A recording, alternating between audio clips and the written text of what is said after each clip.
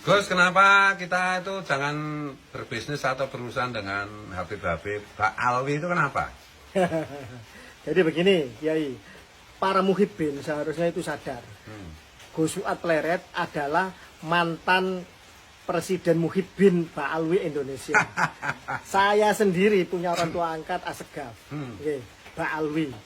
Kiai Madudin mantan FPI. Tubagus Mogi itu yang menyebarkan Azmat Khan Pak Alwi ke Indonesia secara silsilah nasab. Tetapi dengan akal sehat, dengan hati nurani kita sadar, kita tidak mau istilahnya percaya dengan cek kosong, harus dengan kajian pustaka, kajian genetika yang benar. Dan tolong, dari 100 orang yang pernah berurusan baik dalam koridor agama, majelis, sholawatan, atau berbisnis dengan Pak Alwi, tolong disensus, disurvei. Siapa dari mereka yang benar-benar usahanya sukses, usahanya benar-benar adil, usahanya benar-benar istilahnya itu tidak didolimi, tidak dikadali. Rata-rata hampir semua pernah dikadali, pernah ditipu, pernah dimakan, direbut atau apapun lah. Yang punya majelis dipendang dari panggungnya, yang bisnis bersama ya diakali, ya dikadali. Coba, ayo, butuh testimoni. Dan ini penting untuk apa? Untuk menunjukkan bahwa pembuktian di lapangan itu jauh lebih utama dibanding hanya sekedar ceramah-ceramah manis. Karena apa? Sifat ras itu diturunkan dari genetiknya. Genetik serigala tidak mungkin makan rumput, dia makan daging. Dia mencabik-cabik mangsanya. Genetiknya kambing, struktur genetiknya kambing, ya dia makan rumput, dia makan tumbuhan. Jadi struktur genetik membawa sifat ras. Dan ini ras Khazari ini adalah ras serakah, ras arogan dan ras rasis. Dan ini harus dilawan kalau ingin bumi pertiwi Indonesia terbebas dari parasit jahat Pak Alwi Yahudi Khazari. Baik, itu yang bisa saya sampaikan. Kalau misalnya ada pesantren Kiai ngambil menantu Habib Pak Alwi itu artinya nanti pesantrennya bisa dirampok ya, dan pasti dirampok ya. Ya tunggu saja, dengan sifat mereka yang merasa lebih tinggi dari orang lain, mereka merasa rasnya paling mulia, mesti mereka berusaha akan mendominasi, akan merebut perlahan-lahan pondok pesantren itu. Karena apa? Yang lain kan dianggap hanya sebagai ras rendah. Mereka ras yang paling mulia, mereka yang harus menjadi majikan, mereka yang harus menjadi segala-galanya di dalam semua sistem.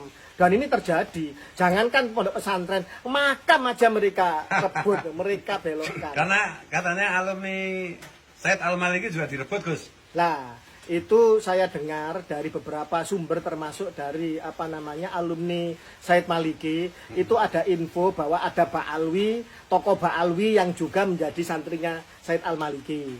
Akhirnya alumninya Pak Alwi ini digabung dengan alumninya Said Maliki. Katanya demikian. Yang ngomong salah satunya adalah Kiai Ali Badri dan juga ada Kiai Mukhlisin Jember dan lain-lain. Itu Kiai Mukhlisin Bondowoso. Jadi beberapa kesaksian dari alumni-alumni seperti pada akhirnya ketika santri-santrinya Said Maliki yang masih lurus, yang masih itu akhirnya terkooptasi. Dan akhirnya panggung dan narasi itu akhirnya berbelok ke Pak Alwi. Bahkan Said Maliki itu gelarnya cuma Sayyid. Katanya Sayyid di bawahnya Habib.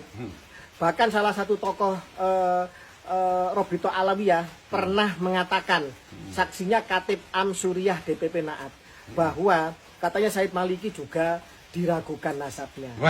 Bayangkan seperti itu. Pada akhirnya apapun yang mereka coba menempel, kemudian mereka merasuk, kemudian mereka mengambil alih sistem itu. Dan itu adalah sifat-sifat dari parasit. Dan itu harus kanker. Termasuk kepada Nahdlatul Ulama ya. Apalagi, nanti lihat saja, apakah kalau kemudian ini tidak dihentikan, terus kiai-kiai Nusantara yang di framing mereka, nasabnya, rasnya lebih rendah dari mereka, apa nggak diambil nanti? Majelis-majelisnya, pondok pesantrennya, bahkan nanti umatnya akan diambil untuk mereka untuk dikapitalisasi. Dan ini harus dilawan secara kuat, secara tanpa pandang bulu, baik itu Pak Alwi yang katanya radikal maupun yang halus. Justru yang halus yang lebih berbahaya, karena sifat orang Indonesia ini atau orang Jawa, kalau dipangku mati, kalau kemudian dihormati, kemudian didekati, dikancani, itu akhirnya lemah. Dan tidak sadar bahwa mereka mau dibunuh pelan-pelan. Seperti kodok ditaruh di atas air. Yang lama-lama air ini di atasnya api, kemudian semakin lama semakin mendidih, si kodoknya mati pelan-pelan.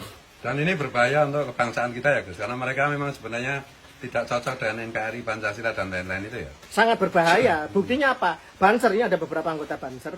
Banser ketika kemudian membakar bendera HTI, Banser dikutuk besar-besaran. Bahkan di DKI Banser disuruh baca syahadat. Bayangkan pasukannya ulama. Mereka yang setia menjaga Garda Nusantara, Garda Bangsa dan seterusnya. Ini kemudian disuruh baca syahadat padahal mereka adalah pasukannya ulama. Sementara di Yaman sana Houthi membakar bendera Saudi. Tidak ada komentar apapun. Bendera Saudi lebih lama mereka menggunakan kalimat tauhid. Tapi ini kemudian dipukul rata dan ini menjadi framing untuk memfitnah Banser.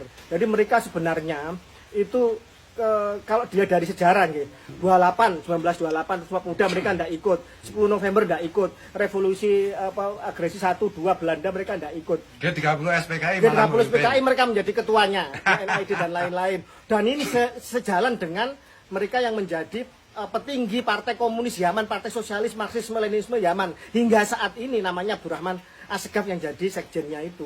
Lah ini mereka ini PKI komunis yang nuduh orang lain komunis, padahal yang jadi korban ya NU, Bansernya dituduh menjadi PKI. Ini kan maling teriak maling. Dan mohon maaf, kalau ini tidak disadari dan tidak ada yang berani bernarasi tegas, masih sungkan-sungkan, masih berusaha bersikap netral. Ingatlah, mereka yang bersikap netral di dalam situasi penindasan, Anda bagian dari penindas itu sendiri dan Anda berdosa kepada Allah, mau berkata apa Anda di hadapan Kanjeng Nabi nanti dan meluruskan nasab Nabi di Nusantara. Ini adalah bagian dari tanggung jawab Anda kalau mengaku orang yang beriman dan cinta sama Kanjeng Nabi. Demikian. Siap, keren. Terima kasih Gus. Siap, terima kasih. Ya, Merdeka. merdeka. Merdeka.